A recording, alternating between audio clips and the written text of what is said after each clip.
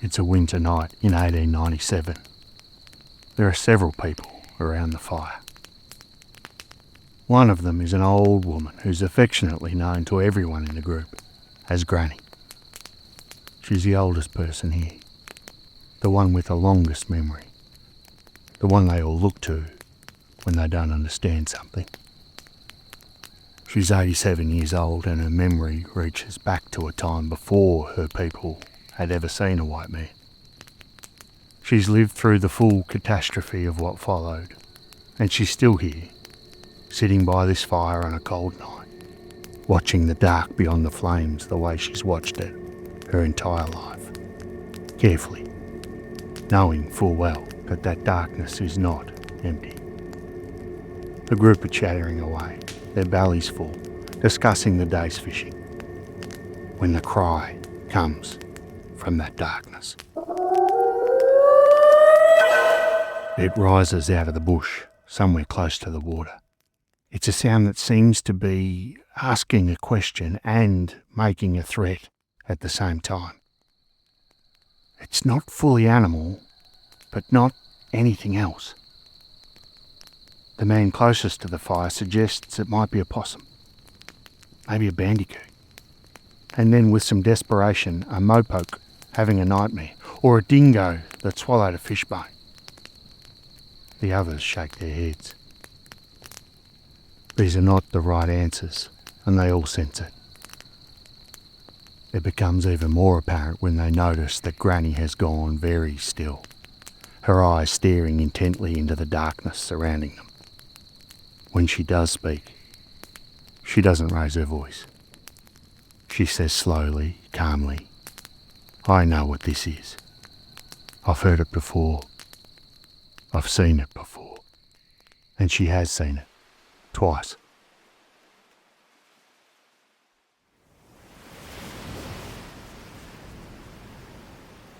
The first time she was just a child. She and her older sister had gone down to the beach one afternoon to play at the water's edge, perhaps find a few mussels on the rocks. The day was warm and the waves were low, and they were in no hurry to be anywhere. Her older sister was the first one to go quiet. She reached out and grabbed Granny's arm firmly, and when Granny looked at her, she saw that her sister was staring along the beach toward the rocks as the waves came in. "Shh," she whispered. Sitting on those rocks with its back to them, looking out to sea, was something Granny had never, ever laid eyes on. It wasn't large, smaller than a grown man, about the size of a child, maybe 10 years old. And its body was covered in hair the colour of an ironbark after the rain. It sat there with an ease and stillness that suggested it had been there for a long time and expected to be there for even longer. It was just watching the water. The waves crashed around it, but it didn't flinch. The thoughts of this creature were cast out well beyond the breakers. Thankfully, it didn't seem to see them, and nor did it hear them with the waves crashing. So the girls began to creep backwards, one slow step and then another. Not breathing, not speaking, their eyes fixed on the creature the whole time. And when they were far enough away, Granny's older sister grabbed her by the hand. And they ran. They sprinted all the way back to camp. They ran until their legs burned and their feet hurt and their beach was far behind them and the fire of the camp was in sight and the people around it were close enough to call out to. Granny did not tell that story lightly. In fact, most of the people around the fire that night had heard 1,000 of her stories before this, but never that one. She'd carried it for decades and only brought it out now, when she was reminded of it by that sound. But the sound wasn't connected to that first story. The sound reminded her of the second encounter she had with that creature. The Junjudee, she called it. The little hairy man.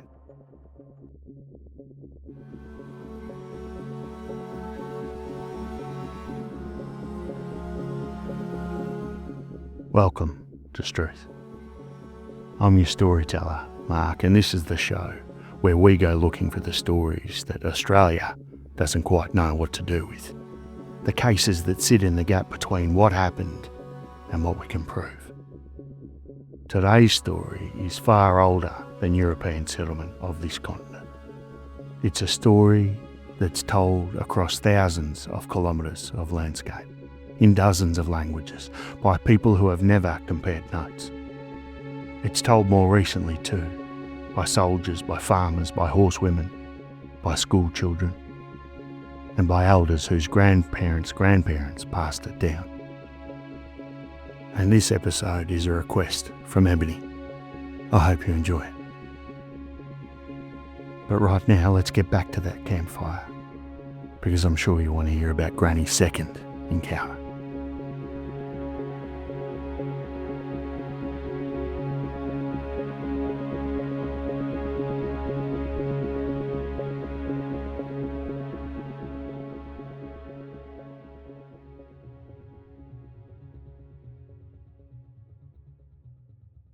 On this occasion, she was a married woman, and she and her husband were camped on a still night. They drifted off to sleep without a care in the world. Whatever sounds the bush around them was making, she'd slept through all of them. These sounds were familiar, calming, in fact. But all of a sudden, she woke. She did not know at first what had woken her. The fire had burned down, but still gave a little light, enough to see the shapes around the camp, the trees at the edge of the clearing, the dirt between. She lay perfectly still and looked across those coals. It was crouched on the other side of the fire, and it was staring straight at her, straight into her. Its eyes caught the orange light the way a dog's eyes catch a torch in the dark, and in that light she could make out the shape of the face. Wide, flat-nosed, the dark fall of hair around it. It wasn't moving. It had been there, it seemed, for some time, sitting with its arms resting on its knees, patient as a rock, just watching her sleep. She didn't scream. She didn't run. She reached over slowly and put her hand on her husband's arm and pressed, firmly, the way her sister had done all those years before. He was awake in an instant. He read the stillness of her body and the direction of her eyes, and he knew that there was something wrong. He followed her gaze and saw the creature for himself, still sitting, waiting. He rose gently to his feet without rushing, without the sudden movement that might provoke it. He slowly reached down and picked up the tomahawk that lay beside him. In one deliberate motion, he drove the blade of the tomahawk downward into the earth between himself and the creature. The blade went deep into the ground. He spoke, not loudly. The words were directed toward the thing across the fire. An incantation, perhaps. The right word said in the right way, at the right moment. A boundary drawn not in space, but in meaning. The creature looked at him, for the first time showing emotion on its face. Something between fear and disgust. It stood, turned and ran. And as it entered the tree line, it made a horrendous sound.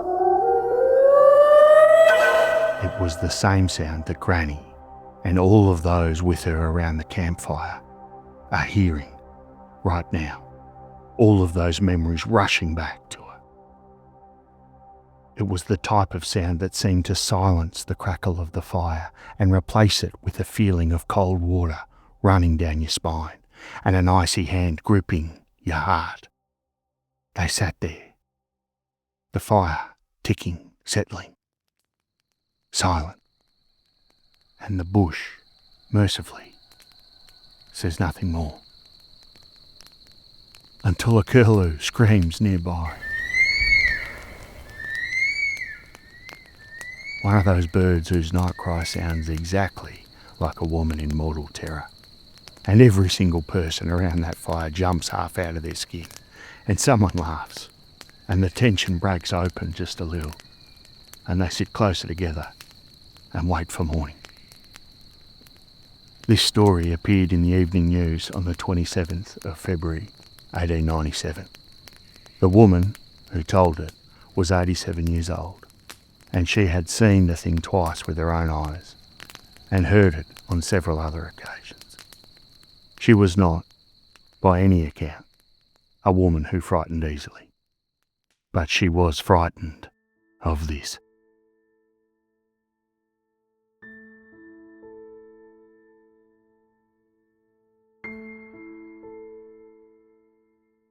The tradition of this little hairy man is not a regional curiosity. It's not a single community story, localised to one patch of country and passed down by a handful of elders. It runs the full length and breadth of the Australian continent. In the northeast of New South Wales, it's called the Junjudee. In other parts of the country, the Njimbin, the Yowie, the Netnet, the Junjaree. To early white settlers, the term brown jack was often thrown about. The names shift with the language in the country. And while the name does change, the description of the creature itself does not. It appears in stories from the farthest corners of the country, told by people from different language groups who, at the time, had had no contact with one another. It's described in ways that are consistent across geography and across centuries. And that consistency is, in and of itself, perhaps the most important evidence we have. The physical description is remarkably stable. The Junjudee stands between 2 and 5 feet tall. It's solidly built, muscular and wide for its height. The arms are proportionate to the legs. The face is flat, with a wide nose and a large mouth. The eyes are described as either red or orange, and tend to glow, especially in firelight. It walks on 2 legs, almost always on 2 legs. The one thing that does vary is the colour of the hair or fur. Some describe it as black, some auburn, some brown, but I suppose that's the same with humans. The smell, too, often comes up in reported sightings. Witnesses who have been within a few metres of one consistently describe a powerful animal odour, but different from a dog, a cow, or any other creature they might have encountered. One account from the Northern Territory described it as something like a badly kept public toilet. Several sources note that you would smell one well before you saw it. The voice is part howl, part scream, and part something else. A mix that doesn't sit cleanly in any category. In some accounts, it communicates in what witnesses describe as chirping or gibberish, or what sounds like one figure calling to another. There is a consistency in witness descriptions suggesting it does communicate, though nothing that has been identified as a structured language. But the behaviour of the creature does vary significantly, depending on whereabouts the tale you're hearing comes from. In many parts of the country, the little hairy man is understood as mischievous. It plays pranks. It interacts with children, sometimes playfully, and sometimes in ways that are slightly more alarming. There are accounts of it playing with young children on cattle stations, invisible to the adults nearby. In some areas, though, it is actively, deliberately dangerous. It enters camps, it attacks sleeping people. It holds them, pins them down, grabs them by the head in a way that has a quality of paralysis about it. You can't call out, you can't move. You simply endure until it ends. It's known to eat shellfish, mussels, crawfish, and even on occasion doesn't mind a bit of honey. It sleeps in hollow stumps and caves, and some sources suggest in small nests made from plant material. It's also important to name up front that this is not a Yowie, although it's regularly mistaken for one. For our international listeners not familiar with the term, the Yowie is Australia's version of Bigfoot, Sasquatch, Yeti. Although the two are routinely lumped together by people who should know better, they are distinct creatures with distinct traditions. In fact, in some circles, it is widely known that the Junjudee is the thing that the Yowie is afraid of.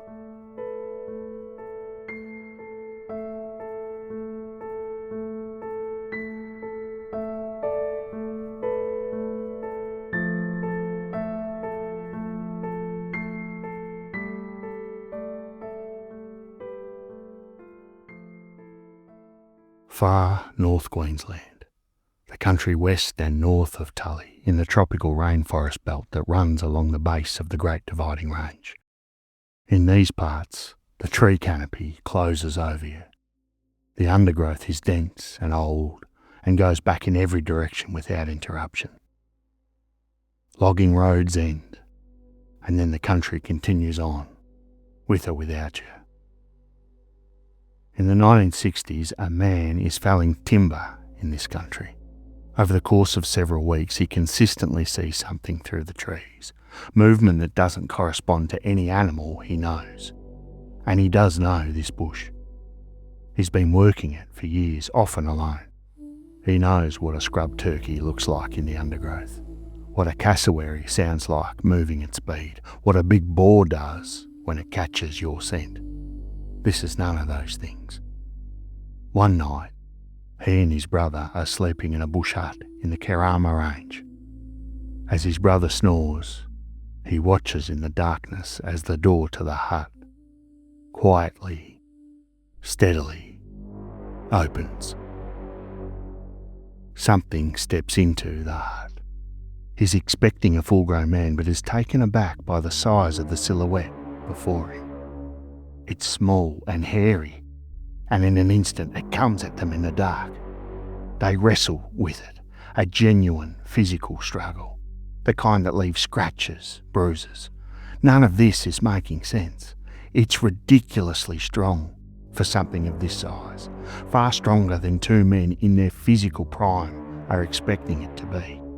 It breaks free and leaps through an open window, and in one movement, it's gone back into the darkness. Neither man is given to flights of fancy, and neither man reports it publicly at the time. Plenty of others in this country, before and since, have seen something similar.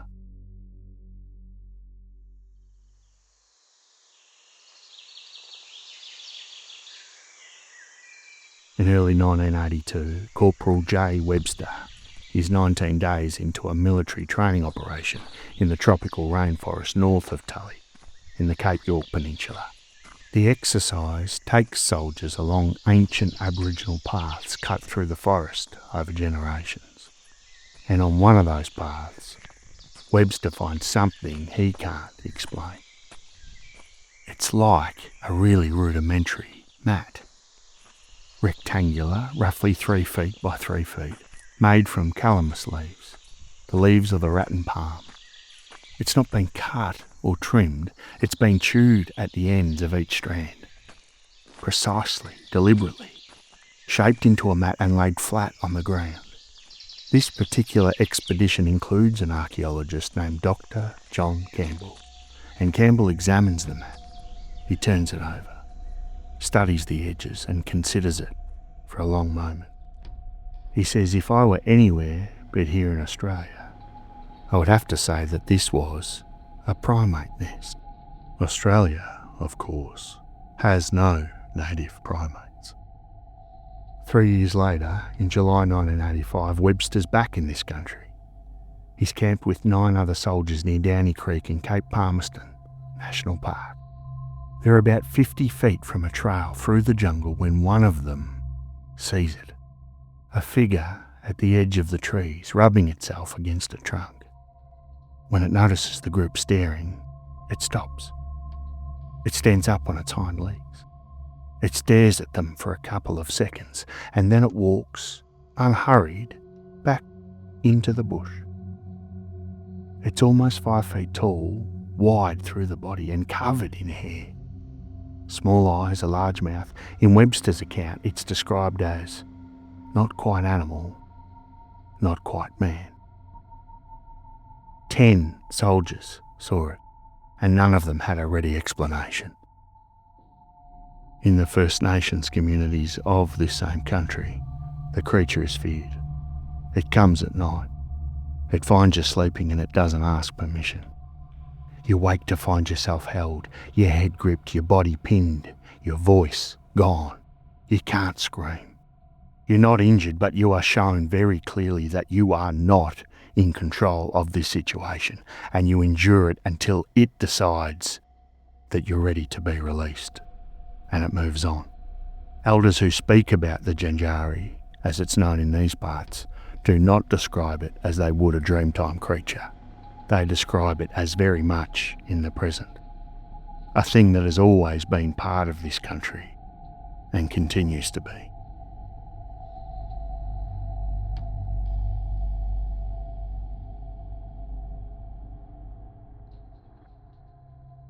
South of Queensland, in New South Wales, the sightings continue. Also in 1985, a group of boys is on a school camp in the Royal National Park, south of Sydney, near a bay called Port Hacking. They're staying at a cabin run by the Anglican Youth Department. There are 5 boys and a teacher. The oldest among the boys is perhaps 12, the youngest 10. Their names, in the public record at least, are reduced to just one. Adam Bennett, who is 10 years old. They wake in the middle of the night to screaming. It's not a possum, it's not a bird. It's a sound that brings all of them out of their bunks and out of the door of the cabin and into the dark. The noises are coming from the bush. They get louder as the boys move toward them. Bennett has a flashlight. He sweeps it toward the sound. Just 10 feet away, the beam finds something. It's covered in long brown hair. The head is large. The face is flat. The nose is wide.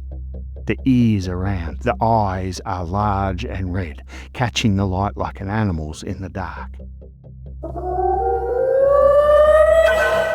It screams. It runs. They run. 5 boys and a teacher in the national park south of Sydney. 10 feet away. Brown hair. Red eyes.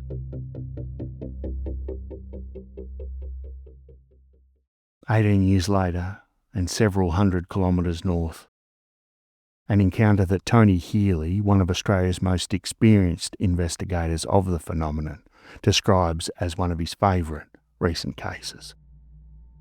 It's 2003, and Margaret is riding horses with her daughter through the hill country near Junjudee, a small settlement in the ranges west of Lismore, in the Northern Rivers region of New South Wales. They've been riding for a while, out through a farmer's gate, up a steep climb, and now they're walking the horses to cool them down on the flat at the top of the ridge. It's open dairy country up here, cleared pasture, with a very small strand of stringy barks at one edge, and nothing else but grass and sky. The horses stop. Both of them, at the same moment, without prompting. Their heads come up. Margaret's daughter says, "Mum, it's a hairy little man." 20 metres away in the open pasture with nowhere to hide, there is a figure. It's roughly 4'10", slight, the build of a slightly built grade 5 child. It has auburn hair, close and even across the entire body, the colour of a red setter dog. It's got a flat face, no visible nose or mouth in the profile. Longish arms. It's standing upright, completely upright, and then it runs. Not away from them, that's the thing with this particular encounter. It does not turn and bolt for the bush. Instead, it zigzags. 30 metres to the left, 30 metres back to the right, then left again, running in front of them, repeatedly, drawing them toward the small stand of stringy barks. Margaret, who is a long-distance runner from way back, watches it and thinks, That is an athlete. That's someone who knows what they're doing with their body. Deliberate, rhythmic strides, perfect balance, arms and legs in exact coordination. This is not someone in a suit. They follow on horseback. The creature is never more than 40 metres ahead. It reaches the stringy barks and goes in. This cluster of trees they see it enter is no more than 5 metres square, and the trees are just saplings, 20 centimetres at most across the trunk. And there's no lantana, no undergrowth, nothing to hide behind. Margaret rides right up to the edge of it, and the creature's not there. She and her daughter ride around the small group of trees, through it. They check every angle, but there's nothing. He'd completely vanished, Margaret would later say. I can't explain it. He had nowhere to hide in there. Margaret was not some type of Yowie hunter. She'd not even heard of the Junjudee. She knew nothing of the tradition in this part of the world when she looked up and found something 20 metres away in open pasture that shouldn't have been there. She's a bushie, a horsewoman, pragmatic, someone who's spent her life outdoors and knows the animals in it. She reports the sighting to a few different people, and she's told she must have been on the good stuff. And while she wouldn't be on her Pat Malone in the northern rivers if that were a habit she kept, Margaret was not a smoker, on this occasion or ever. Later, a mechanic neighbour, a quiet, staunch man who, as Margaret puts it, lives by himself and keeps to himself, quietly tells her he's also seen it. A little hairy man. Near his workshop at night, his dog had been barking. Food had been going missing from the workshop fridge, and he went out with a spotlight, and there it was. He described exactly what Margaret saw. The old man on the small acreage next door had seen it too. This was not a figment of her imagination. Curious, Margaret eventually speaks to the Aboriginal elder of the Njimbin area, a Bunjalung man who has lived in this country his whole life, and when she tells him what he saw, he says, "Hairy man, I wish I could see one of those little buggers." He's been getting reports for years, he tells her, and some people keep it to themselves, because you get called a nut. In fact, the town of Njimbin itself was named after the creature. A 1977 edition of the Richmond River Historical Society Bulletin records that Njimbin was named after small, hairy creatures that Bunjalung Aboriginals described as living in the area. They were described in that bulletin as sort of hobbits. The tradition and the sightings are, in this one valley in northern New South Wales, inseparable from the landscape itself. The name of the town says so. But this continent of ours is large, and the little hairy man, despite his stature, appears to know all of it, to have been just about everywhere. May 2015, Trafina Creek, approximately 100 kilometres north of Alice Springs in the red centre of Australia. An Aboriginal woman is camping alone in the outback. She's up before dawn, moving quietly through the dark. She hears a sound near the mouth of the creek she's camped beside, but she ignores it. She makes a fire and starts to cook herself some breakfast. But in that firelight, with the first grey light of morning beginning to come up, she sees a figure 3 feet tall at the edge of her camp. It has what she describes as a gorilla-like face, black hair, protruding canine teeth, long arms. It smells, she describes later, something like a drop dunny. For our international listeners, or those of you who haven't spent much time camping, let's just say that that's not a smell you want to be familiar with. It looks at her. It makes a noise, not a word, but something with the quality of communication. Gibberish, she calls it. And then it turns and runs, and as it runs, it screams, high-pitched, cutting across the still desert morning. Because remember, this is not rainforest country. This is not a steep gully in the northern rivers. This is the red centre, flat, open, ancient. Thousands of kilometres from Queensland, and yet the same small figure, the same flat face, the same smell, the same sound. The tradition reaches here too. It always has. And not content with being stuck up north, There've even been sightings down here in Tasmania too.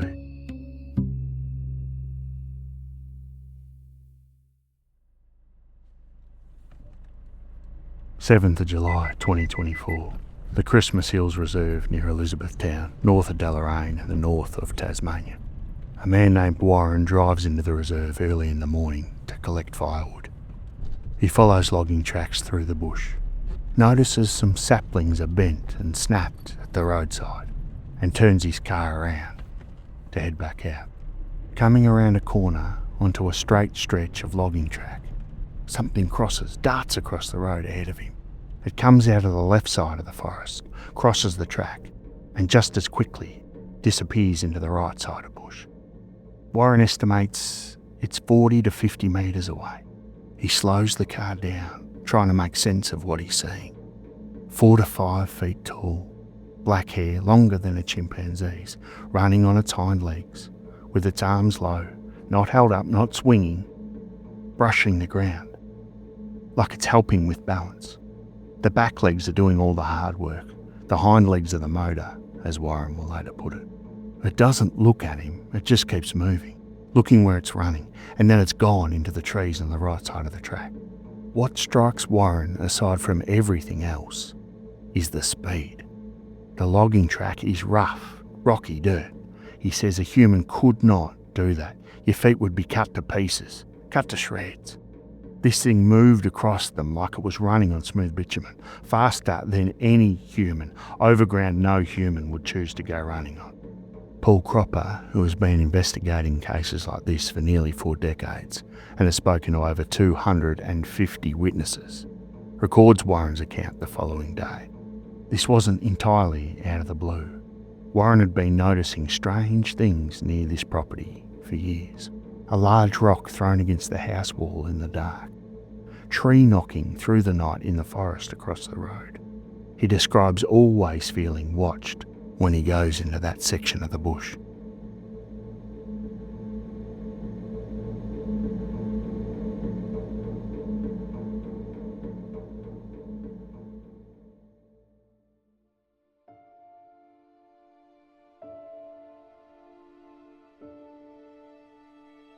So they're just a few of hundreds of similar reports, and the accounts keep coming. From 1897 to 2024, from the rainforest to the red centre to the cold forests of Tasmania, from soldiers and horsewomen and children and farmers who had nothing to gain and everything to lose by saying what they saw. The descriptions are too consistent across too much distance and too much time to sit comfortably in any easy category.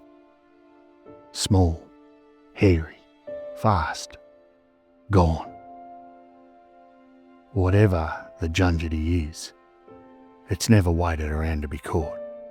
It's been glimpsed at the edge of firelight and open pasture and logging tracks and left only the shape of itself behind. A shape that this country has had plenty of names for, but no real explanation. Strewth.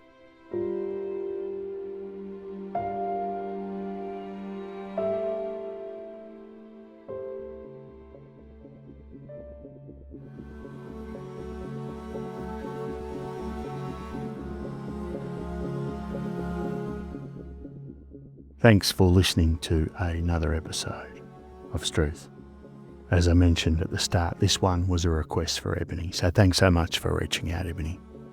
And I'd just like to take this opportunity to thank so many people over the past couple of weeks for commenting, for subscribing, for reaching out, for signing up to Strewth Premium. I don't know what's going on, but you guys, seriously, in the last couple of weeks, have shown incredible support for this tiny show made in my shed here in Tassie. And I cannot thank you enough. There are, thankfully, plenty more crazy, weird, inexplicable Australian stories to tell. And I'm looking forward to telling as many of those to you as I can. So from me, cheers. I'll catch you next time when I'll tell you a little story about a shark. But probably not in the way that you're imagining.